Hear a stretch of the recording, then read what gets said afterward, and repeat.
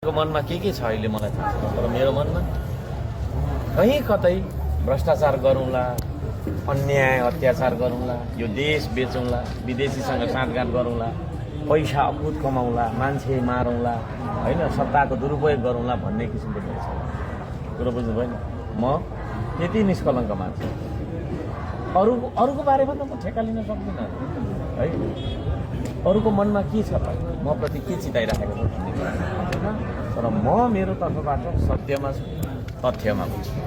हर्क साम्पाङसँग तपाईँको चाहिँ कोही मान्छे किन तपाईँको त्यो राष्ट्रिय नेताहरू आओस् न बस, दुई चारवटा प्रश्न म पनि सोध्छु, उहाँहरूको पनि सोध्छु भनेको कोही त कसैले कहिले आँट गर्यो म उहाँहरूलाई स्वाधीनताको बारेमा सोध्छु, सिमानाको बारेमा सोध्छु, होइन देशको अर्थतन्त्रको बारेमा सोध्छु, यो देशमा कसरी चाहिँ आमूल परिवर्तन ल्याउन सकिन्छ त, आर्थिक रूपमा, सामाजिक रूपमा, सांस्कृतिक रूपमा कसरी ल्याउन सकिन्छ भनेर सोध्छु।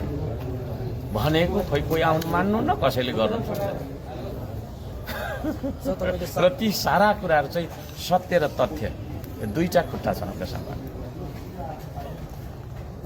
सत्य छ एउटा, अर्को के छ? तथ्य छ।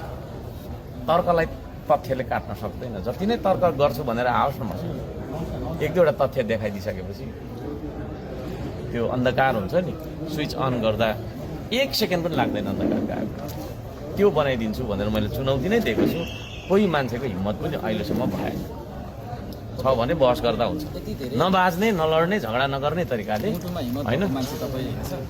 सालपासीले जुन पटक पटक कसम खानुहुन्छ, तर ल अब सकौँ है, जे जस्तो भए पनि तपाईँले पुनः गएर पानीको महसुल 2-3 लाख हुँदा पनि धारा काट्नु भएन। तपाईँलाई थोरै धेरै सघाउने साथी इन्द्र लामालाई चाहिँ काट्नु मात्रै भएन छ कि उहाँलाई चाहिँ तपाईँले हिरासतमा पुऱ्याउनु। अब यस्तो छ, अनि त्यो रड लगाएको थियो नि, त्यहाँबाट पनि पानी तानेर खायो भनेर तपाईँले 10,000 एक्स्ट्रा फाइन पनि लाग्यो। यस्तो छ उहाँको कुरामा चाहिँ, निर्मम किन हुनु? उहाँको कुरा चाहिँ यस्तो छ हजुर, माया त्यतिखेर सुन्नु न, यस्तो छ मलाई त सबैको माया लाग्छ।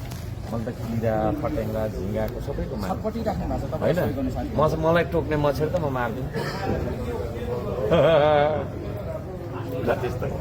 तर के छ भने उहाँ जुन तरिकाले आउनुभयो नि, त्यो सुभनीय थिएन। यता सुन्नुहोस् है, म धेरैवटा भूमिकामा रहन्छु होइन। श्रमदानमा जाँदाखेरि म सबैसँग होइन नाच्छु, गाउँछु, सँगै भात खान्छु, ढुङ्गामा बस्छु, ढुङ्गामै सुत्छु।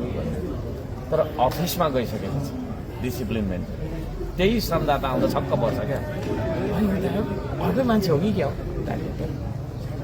अब त्यहाँभित्र बसिसकेपछि श्रमदाता